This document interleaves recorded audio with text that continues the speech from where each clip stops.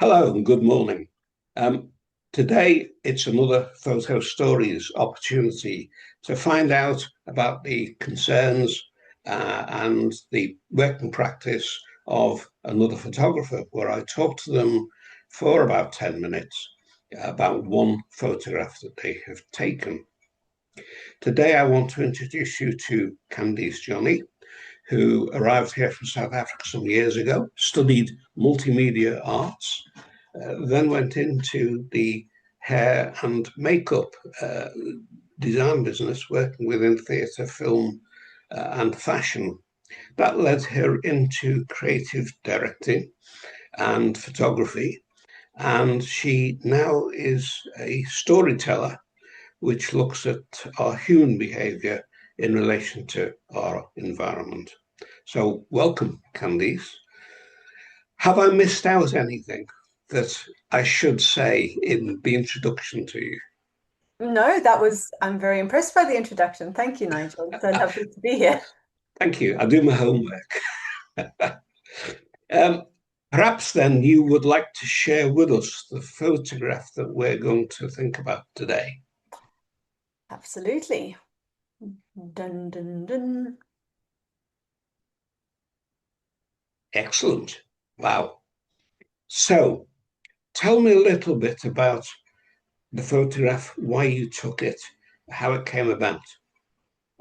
So this photo is the second series of an ongoing creative practice and project I'm working on called the I Am Impact Project.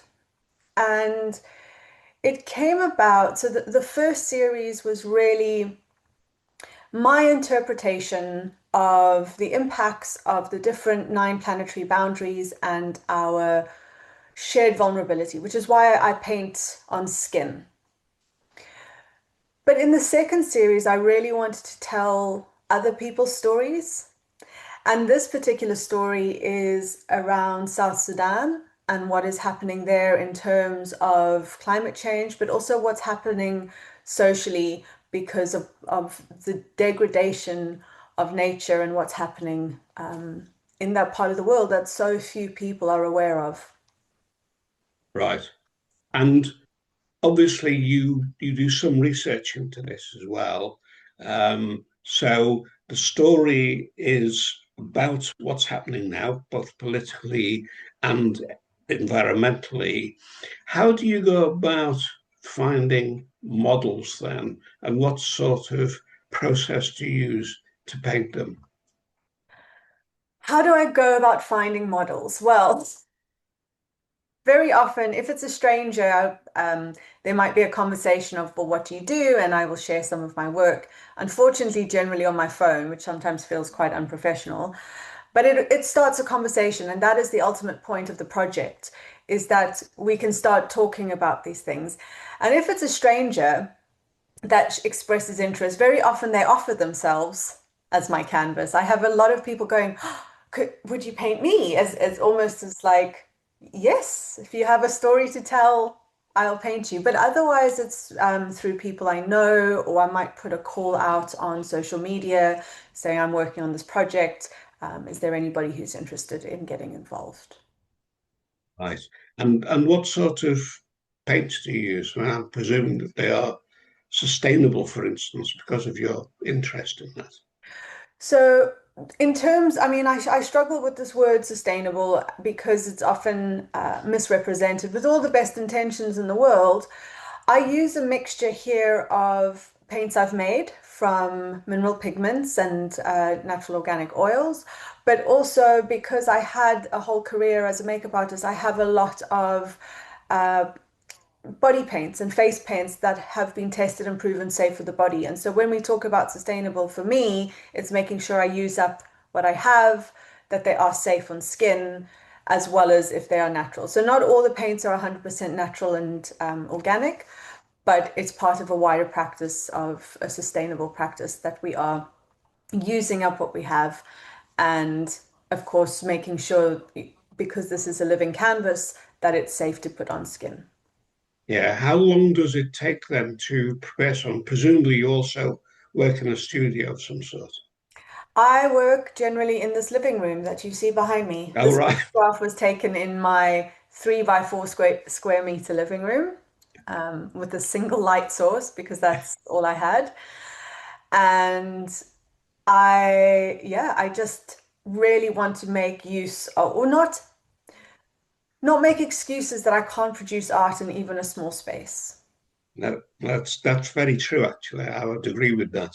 I actually like the movement as well in this picture. The colours are very strong, but I like the movement because it does imply that things are changing all the time, which of course they are in a place like South Sudan. Technically, do you have any other particular issues or problems in taking pictures like this? From a technical point of view, I honestly have no idea what I'm doing. My photography is felt. It is 100% a felt practice. It is not something that I have studied or trained to do. It just happens to be a tool as part of my wider practice as an artist. So I work on a tiny, very outdated, probably full of dust, little Olympus OM10 camera and a 60 mm lens. And so, from a technical point of view, I only have one lens. I have a macro lens, and I often shoot in a very tiny space. And so, the outcome is quite experimental. And I like that about the practice. Yeah, quite intimate, I think, to do that as well. It is That's very great. I mean, I've obviously seen a wider range of this work because you and I first met a couple of years ago when I Am Impact was first shown as part of the whole Independent Photography Festival, which was also part of a wider sustainability festival at that time in Hull. And we've kept in touch since. So I know that you paint very, very varied scenes um, on some very, very different people, men and women. Um, and I'm very impressed with this series. Just, I mean, I've now said that you've had a show with I Am Impact and the earlier photographs in this one. So, what's the afterlife of this particular photograph? Does it have an afterlife yet? Have you done other things with it? the hope for it is it can be used as a story for Gail. I would love to tell you a little bit about Gail because this is his story, and that might then allude to what the afterlife of my hope for this particular piece of work. Yeah, please do. So, Gail is a South Sudanese refugee. He came here as a child via Libya, where he was imprisoned into human slavery. And he left South Sudan because the war broke out. And most people don't actually know that South Sudan is the youngest country in the world. I believe it's only 13 or 14 years old now. And I was working closely with him in another area of the work that I do. And we were talking about climate, and he sent me this video of what's happening in South Sudan in terms of a big part of South Sudan in the Unity province is flooded. The temperature is 40, 50 degrees Celsius, and we've now got these massive floods. And because South Sudan's economy relies on oil, which is, of course, represented here in this image, that oil is now running down the land. It is polluting the water. And if you are not privileged enough to land up going to the UN camp, a very small section of land that is not underwater, the flooding is about the size of the Netherlands, just to give you context of how much Gosh. land is underwater. So that all that oil polluted water is now coming down, and people who are not able to get to the UN camp are living off lotus roots from this polluted water. Their cattle are dying. Their babies are deformed from the chemical pollution. And he was just about to become a father when this picture was taken. In fact, his wife was here 9 months pregnant, and the same day I took their pregnancy photos.